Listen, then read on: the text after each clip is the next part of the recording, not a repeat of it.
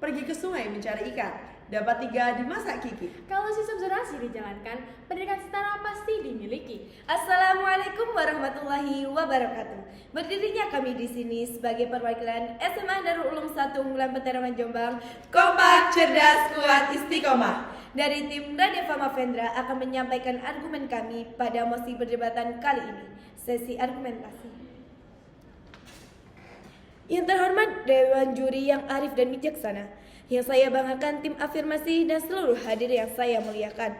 Saya Novita Arini sebagai pembicara pertama dari tim kontra. Saya berdiri di sini dengan penuh keyakinan untuk menyanggah mosi yang menyatakan bahwa sistem zonasi memperparah ketimpangan mutu pendidikan di Indonesia. Mosi ini dibangun di atas premis yang keliru. Ia menyalahkan sebuah solusi atas masalah yang sudah mengakar dalam sistem pendidikan kita selama puluhan tahun.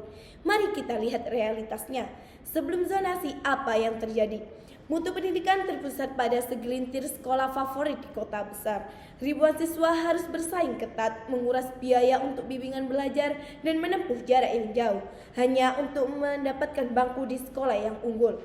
Kekurangan guru berkualitas dan minim fasilitas itu bukanlah pemerataan, itu adalah ketimpangan yang sistematis. Faktor ketimpangan pendidikan di Indonesia yaitu kesenjangan antar daerah. Terdapat perbedaan yang mencolok antara kualitas pendidikan di wilayah perkotaan dan pedesaan, kualitas dan distribusi guru. Kualitas guru menjadi salah satu faktor penentu mutu pendidikan. Sayangnya distribusi guru berkualitas belum merata. Kondisi ekonomi dan sosial. Kemiskinan menjadi salah satu hambatan terbesar dalam akses pendidikan. Sistem zonasi adalah kebijakan pemerintah peserta didik baru yang memprioritaskan jarak tempat tinggal siswa dengan sekolah, bukan hanya nilai akademik. Ketimpangan mutu pendidikan adalah kesenjangan kualitas antara sekolah baik dari segi guru, fasilitas maupun hasil belajar siswa. Kami dari tim kontra mendukung sistem PPDB yang sudah diperbarui dengan jalur domisili, prestasi, perpindahan tugas orang tua. Mosi ini mempertanyakan apakah sistem zonasi memperburuk ketimpangan itu? Tim kami akan menunjukkan bahwa jawabannya adalah tidak. Maka dari itu, kami akan membuktikan bahwa zonasi bukanlah sumber masalah, melainkan instrumen paling efektif yang kita miliki untuk mendorong perbaikan mutu pendidikan secara menyeluruh. Kami akan menunjukkan bahwa zonasi mendorong distribusi guru berkualitas, menstimulasi pemerintah daerah, dan menciptakan lingkungan belajar yang lebih inklusif dan beragam.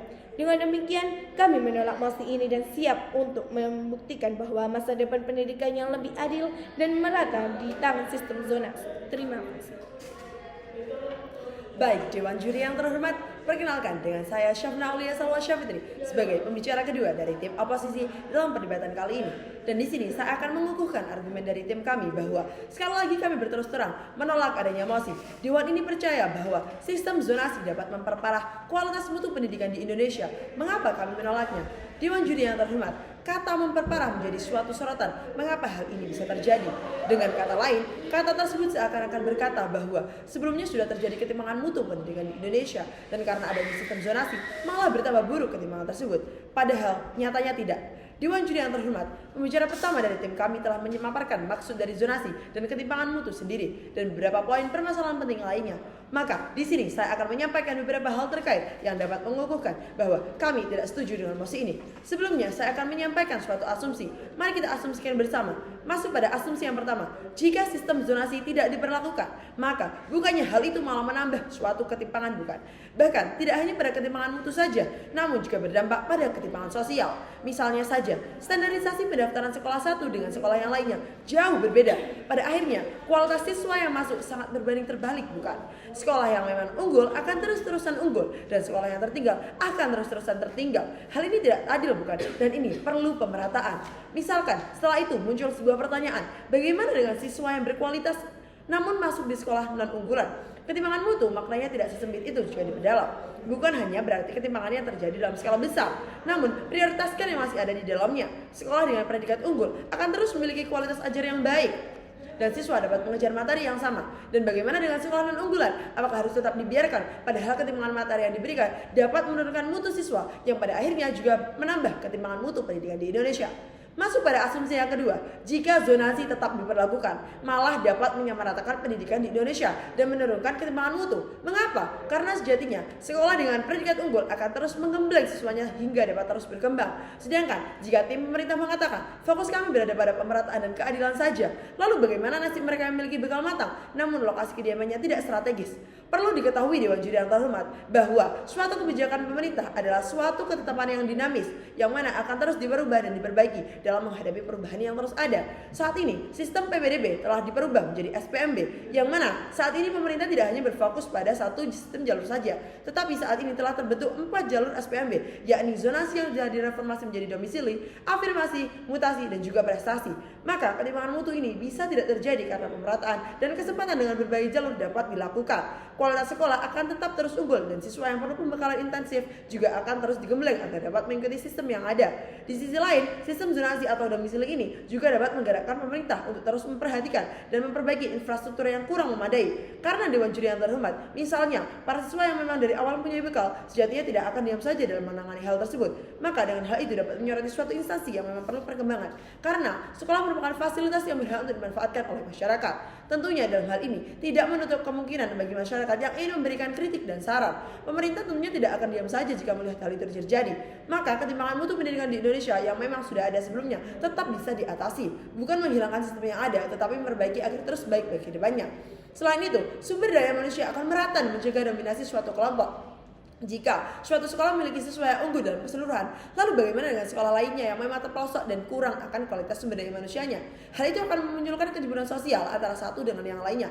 Dengan pemerataan berdasarkan pendaftaran berbasis zonasi atau domisili ini, dominasi suatu kelompok dalam pendidikan dapat terhapus dan akan menciptakan suatu pemerataan. Siswa dengan berbagai latar belakang dapat memiliki peluang yang sama dan dapat memberikan dorongan antara satu dengan yang lainnya. Maka sistem ini dapat mendorong inklusi sosial dan mengurangi kecemburuan antara satu dengan yang lainnya. Selain itu, sistem ini juga dapat mengurangi biaya pendidikan bagi keluarga dengan ekonomi yang kurang mampu untuk tetap dapat menempuh pendidikan di sekolah favorit tanpa mengeluarkan biaya lebih untuk pergi jauh atau bahkan berpindah domisili. Hal ini sangat membantu bagi keluarga dengan latar belakang ekonomi menengah ke bawah. Di sisi lain juga dapat mengurangi angka putus sekolah karena kurang mampu untuk memenuhi biaya pendidikan. Maka, kami tegaskan kembali bahwa di sini kami tidak setuju dengan posisi ini dan yakin akan memenangkan perdebatan kali ini karena pada kenyataannya zonasi atau domisili ini bukan sistem yang dapat merusak atau memperparah ketimpangan mutu. Namun sebaliknya, sistem zonasi atau domisili ini dapat meningkatkan kualitas juga mutu pendidikan secara merata.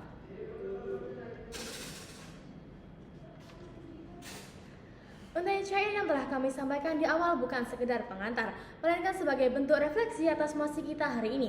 Sebelumnya, selamat pagi Dewan Juri yang terhormat, rekan-rekan debat, serta para audiens yang saya banggakan. Sebelumnya perkenalkan, nama saya Marsyadi Wahyu dari tim oposisi sebagai pembicara ketiga. Pada kesempatan debat kali ini, saya berdiri tegas menolak mosi. Dewan ini percaya bahwa sistem zonasi akan memperparah mutu di Indonesia. Kita akan masuk dalam argumen saya. Sistem zonasi merupakan suatu solusi untuk menuju pemerataan pendidikan, entah dari segi ekonomi maupun segi akademik. Sebelumnya saya punya batas dalam argumen saya kali ini, yakni kami setuju dengan adanya sistem zonasi, tetapi dengan catatan sistem ini diberlangsungkan dengan komitmen bahwa pemerintah akan bertindak dalam pemerataan infrastruktur, fasilitas sekolah, serta tenaga kerja. Karena pada dasarnya suatu sistem akan berjalan efektif dengan adanya kolaborasi dengan pihak-pihak terkait. Seperti contohnya, jika suatu kereta dijalankan di rel yang sudah tertata ataupun sudah layak, maka dia akan berjalan sesuai dengan relnya dan dia akan berjalan dengan efektif. Berbeda cerita jika kereta tersebut dijalankan di rel yang rusak serta rel yang tidak layak, maka kereta tersebut tidak akan sampai dengan tujuan dengan baik. Dan juga kami menyetujui sistem ini karena terjadi perubahan aturan, yakni berganti menjadi sistem domisili yang memiliki 4 jalur untuk seleksi sekolah. Untuk poin-poin yang lain sudah diulas oleh pembicara sebelumnya. Suatu sistem pasti memiliki kekurangan dan kelebihan, dan pemerintah sudah menyesuaikan kritik masyarakat terkait dengan perasaan merasa tidak adil karena masyarakat yang ingin sekolah di sekolah tersebut tapi terhalangkan dengan jarak. Dengan lahirnya sistem domisili ini menyempurnakan kritik-kritik dari masyarakat tersebut di tahun 2025. Jika yang dirasa hasilnya tidak sesuai dengan keinginan masyarakat, maka harusnya hasilnya harus ditelisik terlebih dahulu. Bukan sistemnya yang harus dihapus, tetapi prosesnya yang lebih diperhatikan, dievaluasi dan juga disesuaikan. Sistem zonasi ini juga terbuka dengan kritik. Tinggal bagaimana masyarakat, instansi, pemerintah dapat berkolaborasi. Memang mutu di Indonesia belum sepenuhnya merata Dewan Juri yang terhormat, tetapi itu bukan menjadi bukti bahwa zonasi sebagai pendorong parahnya mutu pendidikan di Indonesia, melainkan sebagai bentuk transisi menuju pemerataan. Dan juga manfaat dari sistem ini juga sudah mulai terlihat. Banyak anak-anak dari keluarga sederhana juga sekolah di sekolah-sekolah unggulan bersama dengan teman-teman dengan latar belakang yang berbeda demi mencapai keadilan dan pemerataan. Sebelum adanya zonasi, orang-orang berbondong-bondong untuk masuk pada sekolah berlabel favorit. Label sekolah favorit itu bukan dari pemerintah tapi dari pandangan masyarakat sendiri. Semua institusi pendidikan itu sama-sama tempat untuk berprogres. Tinggal bagaimana kita menghadapi tantangan-tantangan di dalamnya. Begitu juga pandangan dari sekolah yang hanya ingin mendapatkan siswa berprestasi saja. Lalu dengan adanya sistem ini mereka akan menerima siswa dengan latar belakang yang berbeda-beda. Justru itulah fungsi dari sekolah. Mutu pendidikan merupakan kualitas proses dalam belajar mengajar. Jadi sistem zonasi tidak dapat dikatakan memperparah. Justru yang memperparah adalah stigma masyarakat, standar sekolah dan juga peran pemerintah. Dan adanya zonasi ini distribusi siswa akan merata. Tidak akan ada label sekolah favorit dan juga sekolah buangan. Dan pemerintah juga akan terpaksa ataupun dipaksa untuk memperhatikan sekolah pinggiran karena semua sekolah akan dimasuki oleh siswa-siswi dengan latar belakang yang berbeda-beda. Dan yang pasti para murid akan hemat biaya karena transportasinya dekat dan orang tua juga dapat memantau pergaulan anaknya. Jika masih ini tidak diberlakukan maka akan menguntungkan banyak pihak.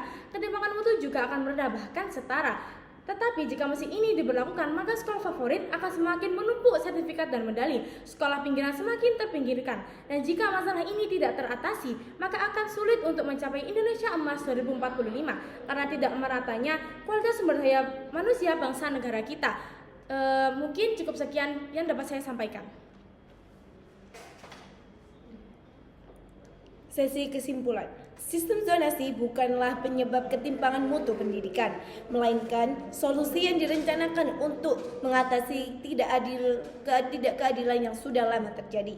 Ketimpangan mutu pendidikan sudah ada jauh sebelum sistem zonasi diterapkan. Kondisi di sini ditandai dengan menumpuknya siswa berprestasi, guru-guru terbaik dan fasilitas memadainya di segelintir sekolah favorit di perkotaan. Akibatnya, sekolah di daerah lain menjadi tertinggal dan diabaikan.